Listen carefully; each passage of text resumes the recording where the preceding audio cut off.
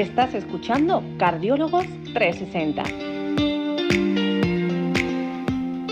Hola, bienvenidos a todos. Mi nombre es María Sanz de la Garza y hoy estamos otra vez en Cardiólogos 360 con mis dos compañeros de siempre, Cristian Caseus y Rafael Colman. ¿Cómo estáis, chicos? Hola María, ¿qué tal? Hoy vamos a tratar un tema que realmente llega a nuestras consultas, y no diariamente, casi semanalmente, ¿no? Es lo que llamamos, lo que llaman muchos de nuestros pacientes como vuelco al corazón. ¿Debo preocuparme? Esto es como hemos titulado nuestro capítulo. Y este vuelco al corazón, ¿qué es, no? Nosotros los cardiólogos lo llamamos extrasístoles. Para entender lo que es una extrasístole, lo primero hay que saber cuál es nuestro ritmo, ¿no?, habitual. Nosotros llamamos ritmo sinusal aquel que se crea precisamente en el nodo sinusal, que está en la aurícula derecha, y es la zona indicada para generar la actividad eléctrica de nuestro corazón. Pero todas las células cardíacas pueden crear ritmos en determinadas circunstancias. Cuando esto se ocurre, lo que ocurre es que este latido está como adelantado, por eso se llama extra, es como un latido de más. Y esto que hace que se adelante, hace como una pausa que nosotros llamamos compensadora, que hace que el corazón pues, se pueda llenar un poquito más de sangre. Y ese es el vuelco que nosotros notamos, esta pausa compensadora. Las extrasístoles son muy frecuentes en la población general y hay, digamos, dos tipos según la localización donde se generan. Como os decía, se puede generar en todas las células miocárdicas, desde las que son del ventrículo, por tanto ventriculares, y de las que son en las aurículas, que son las extrasístoles supraventriculares. Nos vamos a centrar sobre todo en este capítulo en las ventriculares, que son las que tratamos más en nuestra clínica diaria. Y además hay que poner bastantes apellidos a las extrasístoles, ¿no? Tenemos que definir cuántas hay a lo largo del día, veremos cómo lo hacemos en nuestra clínica diaria. Tenemos que definir si estas aparecen en reposo o no, si aparecen unidas, qué morfología tienen. Morfología nos va a definir de dónde vienen, ¿no?, específicamente de qué parte del ventrículo vienen, y todo esto nos va a ayudar mucho para definir cuál es su benignidad, si realmente vienen de una patología cardíaca o son simplemente una muestra del sistema nervioso. Pero ahora quiero preguntarle a Cristian, ¿cómo se producen estas extrasístoles? Tenemos muchos apellidos, pero ¿de dónde se generan? ¿Por qué se producen? Bueno, antes que nada, quería ver dónde se puede poner una reclamación, porque me tocan estas preguntas tan difíciles, pero también tan emocionantes y con que tanta pasión me gustaría describirla, ¿no? O sea, tenemos que partir de una visión 360, como es el nombre de nuestro logo y nuestro podcast. Justamente tenemos que pensar que ese corazón, que son un montón de células y tejido nervioso que se articulan en forma química, en forma física y también en forma electromagnética, van a generar, incluso de señales nerviosas que salen del corazón y a la vez que llegan, van a generar toda una situación que es muy, como quien dice, fácil que cualquier disturbio o que cualquier factor externo genere toda una alteración del sistema nervioso. Y de ahí es que se viene la expresión. Podemos clasificarlas en varios tipos y yo he elegido un poquito, como quien dice, vamos a clasificarlas en un aspecto emocional o del sistema nervioso central o incluso hormonales, y a la cabeza, lógicamente, no podía faltar nuestro amigo el estrés, ¿no? El estrés, la ansiedad, la carencia de sueño, los cambios hormonales, sobre todo en las mujeres, de acuerdo a las diferentes etapas del ciclo menstrual. Eh, la depresión, ¿no?, muy frecuente, sobre todo en ciertos grupos etarios, ¿eh? La fiebre, ¿m? Son todos factores que pueden favorecer dentro de la parte esa emocional y hormonal, para generar este tipo de arritmias, ¿no? Este latido anticipado, como bien aclaró María. También están los factores estructurales e incluso las alteraciones metabólicas del organismo. Dentro de las estructurales, la famosa cardiopatía isquémica, o sea, el hecho de haber tenido una obstrucción de la arteria del corazón o alguna afectación también que venga de nacimiento, como por ejemplo las miocardiopatías. Son todos factores que van a favorecer esa alteración entre las células y su tejido nervioso, ¿no? A la cabeza también ocupa un lugar preponderante el tema de tener una afectación de las válvulas del corazón, que son las puertas del corazón, como quien dice. Eh, Cualquier alteración también del sistema nervioso, que ya veníamos de nacimiento, ¿no? O sea, y que incluso muchas veces también se puede hasta presentar en órganos sanos, ¿no? O sea, tenemos un cierto tipo de arritmias que son muy frecuentes y uno dice, ¿y esto por qué se debe? Bueno, es por tener un pequeño, como quien dice, cablecito, pero el corazón es estructuralmente sano. Una de las causas también muy frecuente es la hipertensión arterial, que ya le hemos tratado y bueno, le seguiremos tratando para intentar resolver este dilema, ¿no? De la hipertensión arterial. La diabetes, los trastornos de la glándula tiroidea, eh, como desde esa visión 360 tenemos que tocar también el aspecto deportivo, o sea, y cuando soy deportista, ¿por qué puedo tener arritmias, no? Bueno, una de las principales causas puede ser el sobreentrenamiento. También lo tenemos como el escaso aporte de sales, escaso aporte de minerales, sobre todo si nos toca hacer una carrera o entrenar en unas condiciones de alta humedad, en donde la reposición de líquido y de sales, muy importante, no es la adecuada. Y eso puede favorecer a que ese intrincado sistema que existe entre la célula y el medio que lo rodea se produzca un desequilibrio, sobre todo por la falta de un mineral a veces muy, como quien dice, repudiado por los cardiólogos, que es el sodio, pero que en estas condiciones es fundamental para que haya una contracción cardíaca y también muscular junto con el calcio, ¿sí? Y otro problema que también tenemos, estas aguas bajas en minerales, ¿no? Las aguas minerales de mineración débil. Esas aguas no alcanzan a cubrir las demandas de sales que el deportista necesita. Bueno, y también me gustaría comentar las causas nutricionales o las químicas, ¿no? O sea, también relacionado a lo que comentamos en el punto anterior.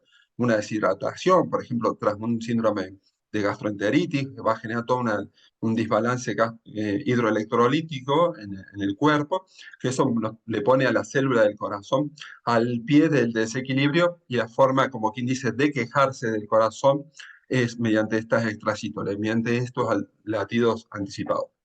Algo que vemos muy frecuente, también el exceso de cafeína, pero en forma aguda. La cafeína baja la incidencia de arritmia. Sin embargo, cuando la damos en forma tan aguda como por ejemplo en estas bebidas energéticas, como el Red Bull, el Monster, muy frecuente en jóvenes y gente que hace turnos partidos, sobre todo en horas de la noche, taxistas, se usa mucho y esa ingesta rápida, que encima lo acompañamos de una escasez de escasas horas de sueño, y puede a veces, muchas veces asociarse a la toma de alcohol y droga, también puede favorecer a que se genere ese desequilibrio. Otro aspecto interesante, ciertos tipos de drogas psicoactivas, ¿no? Lógicamente, en cuanto a, por ejemplo, drogas como la cocaína, muy excitantes, pueden favorecer este tipo de arritmia. Y hay fármacos, medicamentos, por ejemplo, medicamentos para la gripe con pseudoefedrina, también pueden favorecer al aceleramiento del corazón y a la vez también de generar estos latidos anticipados. Y algo que lo tenemos muy en cuenta y que es muy frecuente y que muy pocas veces la sabemos, el alcohol. El alcohol es un tóxico increíble para el sistema nervioso del corazón y puede favorecernos a arritmias y eso es muy frecuente. Así que bueno, esto un poquitito he intentado describir prácticamente el milagro de que no tengamos arritmias en el corazón y a la vez todos los factores que pueden favorecernos a tener arritmia. Entonces, antes que nada, siempre le decimos a los pacientes, primero, interrogar sobre ellos, ¿no? Sobre qué es lo que hacen en su vida, intentar quitar ese factor predisponente a arritmias y por otro lado, bueno, como ya iremos comentando en el curso del podcast, cómo hacemos para seguir estudiando este tipo de casos. Así que bueno, María, espero, y Rafael, espero haberle un poquito convencido para que no me pongan más estas preguntas tan difíciles, ¿eh? No, si lo sigues haciendo así de bien, te las seguiremos poniendo, ¿eh? Bueno, Ahora pasamos, muchas gracias. Rafa, ahora me gustaría que nos digas tú cómo las diagnosticamos. O sea, nosotros podemos tener esa sensación de vuelco al corazón, pero ¿qué herramientas tenemos para confirmar que es una extrasístole? ¿Qué pruebas harías tú para evaluarlas?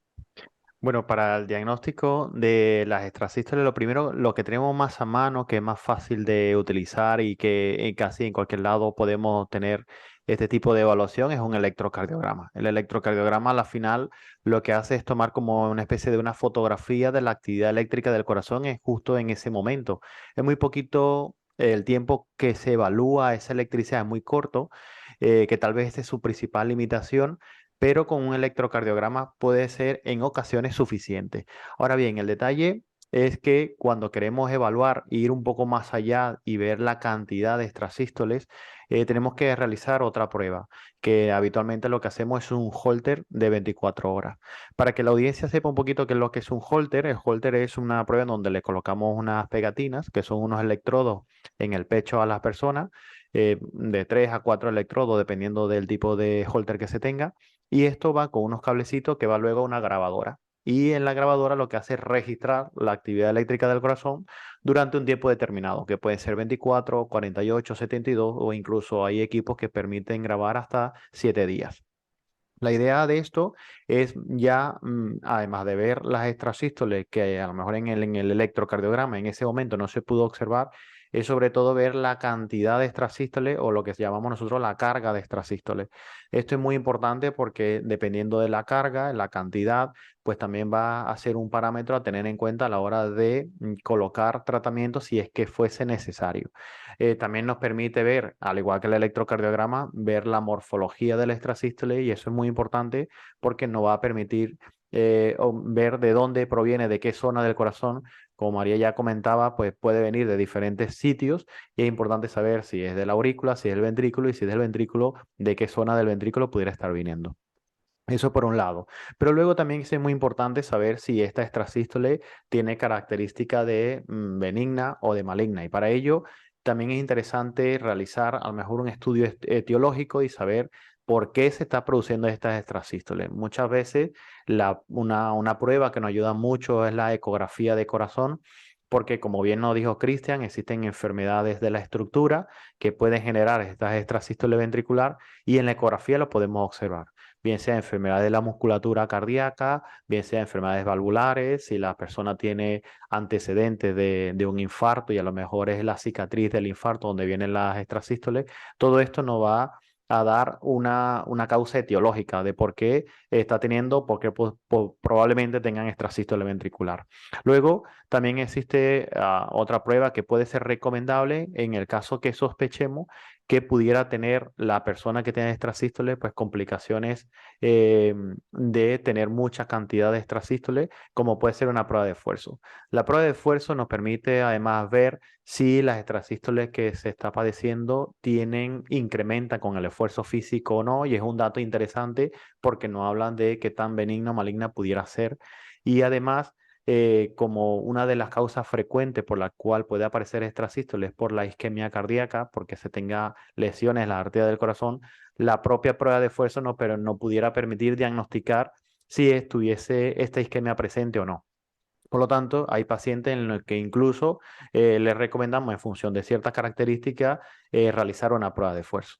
Así que, bueno, estas son las pruebas que habitualmente utilizamos en la práctica clínica y en donde diagnosticamos e incluso intentamos buscar la etiología de toda esta causa que comentó Cristian, intentar planificar con una historia clínica, electro, Holter, ecografía y si es necesario incluso una prueba de esfuerzo. Muy bien, Rafa.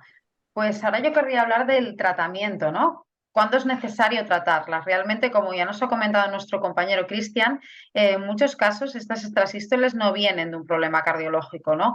Por lo cual, lógicamente, tenemos que confirmar que esto no es así, descartar que no venga de una patología cardíaca y cuando tiene rasgos de benignidad, que son los que ha descrito el compañero Rafael, podemos incluso, si hay pocas, si realmente nos dan unos síntomas muy llevables, no introducir ningún tipo de tratamiento más allá de todas las recomendaciones que, derivados de lo que nos ha comentado nuestro compañero Cristian, podemos tener, ¿no? Como reducir nuestro consumo de alcohol, evitar bebidas energéticas, asegurar el descanso y una serie de todas las recomendaciones que nos permitan mantener nuestro sistema nervioso vegetativo en equilibrio y también nuestros electrolitos, ¿no? Una vez que realmente hemos hecho todas estas cosas y seguimos teniendo extrasístoles, realmente tenemos síntomas, la carga es moderada, pues quizá podríamos plantearnos tratamiento farmacológico. El de primera elección son los betabloqueantes y para la audiencia simplemente deciros que es un fármaco que lo que hacemos es bloquear el receptor beta-adrenérgico, concretamente el que se encuentra en el corazón, más o menos selectivo, que lo que hace es evitar que se una a la catecolamina, ¿no? Evitamos la estimulación típica adrenérgica e intentamos equilibrar un poco más el sistema nervioso y disminuimos el porcentaje de extrasístoles. En algunos casos, cuando las extrasístoles son muy frecuentes e incluso dada esa frecuencia el corazón como que se queja, baja un poquito la función, es lo que nosotros llamamos miocardiopatía inducida por este tipo de arritmia, podemos incluso plantear una ablación. ¿Qué es la ablación? Ya lo hemos hablado en nuestro capítulo de fibrilación auricular, es una ablación similar, pero en este caso dirigida a las extrasístoles y consiste en una intervención que se hace normalmente de forma ambulatoria. Nosotros a través de un catéter y una serie de sistemas de sensores logramos ver cuál es la zona donde se crea la extrasístole y ahí aplicamos radiofrecuencia y a través de una mínima cicatriz logramos cauterizar esa zona donde se crea la extrasístole. Se ha visto que esta intervención, pues que la verdad es que cada vez se utiliza más, lógicamente cuando hay una indicación, como os decía, cuando hay una carga rítmica importante, y porque ha mejorado mucho la técnica realmente y las complicaciones ahora pues son más raras, hay un 2,4% se habla en el último metaanálisis que sale al respecto y sobre todo son secundarias a la zona de punción. Pero como os decía, esto lógicamente lo tiene que indicar un cardiólogo y estas serían un poco las estrategias y herramientas que tenemos terapéuticas. Pero bueno, ya como nosotros siempre intentamos, sin llegar a los fármacos, sin llegar a la ablación, ¿qué herramientas tenemos desde el punto de vista de nuestra visión 360 para reducir las extrasístoles? Cristian, desde el punto de vista de los hábitos dietéticos, entrenamiento, ¿cómo podemos reducir nuestra carga de extrasístoles? Eso es muy buena pregunta, esa es muy buena pregunta, María, y te agradezco por habérmela hecho. Y nos tenemos que centrar en lo que tú dijiste, ¿no? O sea, primero del mismo paciente tiene, como quien dice, en sus manos un alto poder para disminuir la presencia de esta arritmia. ¿Y cómo lo podemos hacer? Primero, activando el famoso parasimpático, ¿no? Esa parte del sistema nervioso que como quien dice, nos tranquiliza, para al simpático, ¿no? Que es el que acelera. De esta forma, si activamos el parasimpático, después pasaremos algunos consejitos para hacerlo, lo que hacemos es incrementar el umbral arritmogénico. ¿Esto qué significa? Que necesitaremos mucho más estímulo para generar cierto tipo de arritmia o extrasístoles, ¿sí? Entonces, de esta forma, podemos hacer mucho mediante el tema de la práctica de la meditación, de ejercicio de respiración, eh, mediante escuchar música más tranquila, estar en un ambiente más relajado.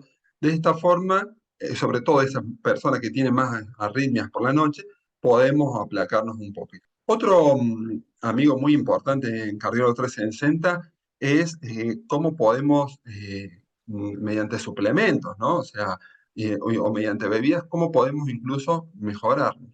Y el tan discutido y tan renombrado, como decíamos, a nuestro amigo el café, o sea, vos mejor dicho, la cafeína, sabemos hoy por hoy que al generar un bloqueo en los receptores de adenosina, y siendo la adenosina esa molécula que favorece a arritmias, disminuye las arritmias, ¿sí?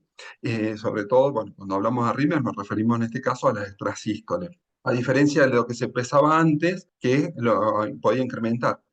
Pero tenemos que tener algo en cuenta. Una cosa es que disminuya el número de arritmias y otra cosa es que genere incremento de las pulsaciones, que eso sí hace el café, lógicamente, porque nos activa un poco más, ¿no?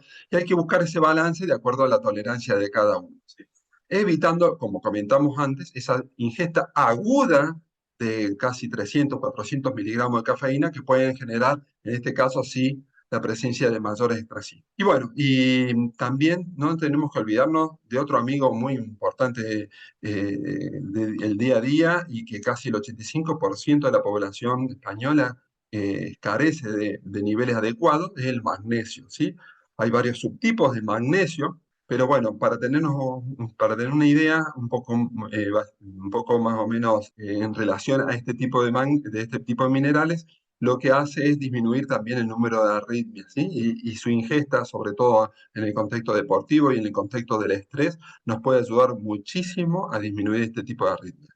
Y a nivel si seguimos hablando de minerales, lógicamente hay que mencionar la ingesta de sodio, en el caso sobre todo de deportistas, y teniéndolo muy, muy en cuenta en el caso del verano y si hay humedad, porque como comentábamos, el 90% del sudor es cloruro de sodio. Entonces, si no hago esa reposición, favorezco mucho más al que esa célula cardíaca se queje, ¿no? Y bueno, y en cuanto al tema deportivo que tanto nos apasiona, hay que destacar algo, ¿no? Que a veces también, muchas veces los cardiólogos cometemos el error de pensar de que si tiene un poco de arritmia es por los cambios del corazón del atleta o el mismo deportista. Y hoy por hoy sabemos que, que el tipo de deporte, el grado de entrenamiento físico e incluso el grado de cambio, o sea, de remodelado que llamamos los cardiólogos del ventrículo izquierdo, no son causas que vayan a incrementar el número de arritmias y no se han visto tampoco ningunos estudios en cuanto a la diferencia entre deportistas competitivos o sujetos sedentarios, ¿no? Entonces, eso sí es muy importante de no quedarnos con el hecho de que, ok, este tipo de extrasístoles, sobre todo si la vemos en el esfuerzo, como comentó Rafael durante la prueba de esfuerzo, esto es consecuencia a un corazón de atleta, ¿no? Y dependiendo de la forma que tenga esa arritmia, que hoy por hoy podemos saber, dependiendo de dónde viene, es correcto valorar tal vez cierto tipo de estudios para descartar que no haya una causa dentro de lo que es la estructura del corazón que puede estar favoreciendo a este tipo de extrasístole y esto podría llegar a generar una afectación mayor. Lógicamente, atento, esto es muy, muy, muy poco frecuente, pero es algo un poquitito que tenemos que tenerlo en cuenta, ¿no? Así que bueno, eso es un poquitito esa visión que tenemos que tener en cuanto a las resístoles y cómo podemos ayudarnos dentro de nuestra alimentación y otros cuidados. Y Rafa, desde el punto de vista del estrés, ya hemos visto que parece que el sistema nervioso tiene un papel esencial y suponemos que el sueño también lo tiene en las extrasístoles. ¿Qué recomendaciones nos darías tú al respecto? Sí, bueno, pues completando un poco la idea con relación al estrés y el sueño, pues es muy importante. Yo creo que todos los vemos en consulta como muchas personas tienen extrasístole ventricular y cuando luego después de realizar un estudio cardiológico completo, pues nos damos cuenta que la persona tiene mucha carga de estrés, que cuando mejoran los hábitos de sueño, cuando mejoran los niveles de estrés, pues incluso la extrasístole también mejora, ¿no? Y esto es porque entre las diferentes causas, como Cristian lo comentó al principio, que originan extrasístole está esta alteración del sistema autonómico, ¿no? Ya Cristian lo comentó, que cuando incrementa la activación del sistema simpático, hay las extrasístoles de origen idiopático, principalmente son por este motivo. Entonces, podemos tener mucha carga de extrasístole debido a esta alteración del sistema autonómico. Cuando el sistema autonómico está alterado, bien sea por el estrés, por la ansiedad, por la deprivación del sueño, esto genera a la final más adrenalina, más catecolamina, como lo hemos dicho previamente, y genera más extrasístoles. ¿Qué se puede hacer? Bueno, Cristian ya adelantó un poco, ¿no? De hecho, hay un estudio muy interesante que hicieron unos cardiólogos croatas en donde evaluaron a un grupo de mujeres mayores de 65 años que evaluaron lo que eran los niveles de estrés, los niveles de ansiedad que tenían, que eran muy altos y esto se correlacionaba claramente con la carga de extrasístoles que tenían. Cuando hacían una intervención para mejorar esta ansiedad y este estrés emocional, pues mejoraba mucho las extrasístoles. Por lo tanto, intervenciones como puede ser la meditación, aprender a respirar, tener herramientas psicológicas para afrontar las adversidades, me parece que son cosas que no tienen, o la población general no le da mayor importancia, luego son muy importantes para poder controlar este tipo de extrasístoles. Luego, en este mismo estudio se observó que cuando estas medidas no eran suficientes, pues el aportar tratamientos, como ha dicho María, con beta bloqueantes o tratamiento con ansiolíticos, que al final lo que hacen es disminuir los niveles de angustia, pues mejoraban mucho las extrasístoles en estas mujeres que se estudiaron. Luego también, de cara a la deprivación del sueño, no quiero perder la oportunidad de comentar la apnea del sueño. La apnea del sueño es una enfermedad que, por desgracia, vemos bastante frecuente. Creo que en las consultas de cardiología, cuando empezamos a buscar, tenemos bastante más pacientes con apnea del sueño de lo que creemos. Por lo menos eso lo he visto yo mucho en mi consulta. Y hay muchas personas que a lo mejor vienen porque tienen palpitaciones, porque tienen estos latidos añadidos o este vuelco en el corazón, como la misma gente lo dice, y resulta que después de analizar tienen extrasístole y muchas veces tratando la propia apnea del sueño que puede tener la persona, pues es suficiente para mejorar la extrasístole ventricular. Y esto es muy importante porque muchas veces nos enfocamos en tratamientos, a lo mejor con beta bloqueante o incluso ir más allá y tratar con tratamientos antiarrítmicos o incluso, como comentaba, ¿no? Proponer una ablación en el caso de que tenga extrasístole en mucha cantidad y a lo mejor con bajando de peso, ejercicio físico y tratando la apnea del sueño suele ser suficiente, como a lo mejor no se quita del todo, pero sí lo suficiente como para no requerir tratamiento.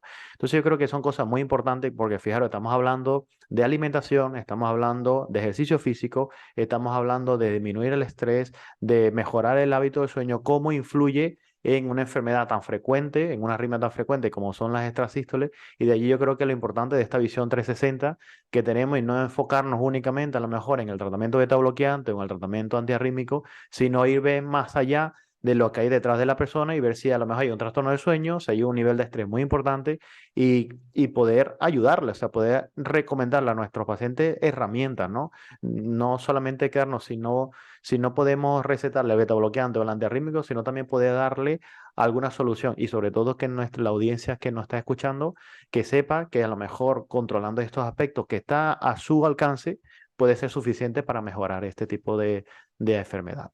Yo creo que una de las claves, como decías, Rafael, y también apuntaba a Cristian, es hacer una buena historia clínica, ¿no? Cuando alguien nos viene con extrasístoles o con estos vuelcos al corazón, no decir, vamos a darte beta bloqueantes. Estos son extrasístoles ventriculares, no hay nada más, confirmamos que no hay una patología cardíaca, pero ¿por qué tiene estas extrasístoles y otra persona no las tiene, ¿no? Por mucho que la persona sea sana. Quizás es como el primer signo de que hay algo que cambiar en nuestra vida y cambiar nuestro estilo de vida, ¿no? Yo me quedaría como mensaje clave también de este capítulo nuevamente que somos un todo y las extrasístoles quizá sean otra marca más de que algo está pasando a nosotros y algo tenemos que cambiar.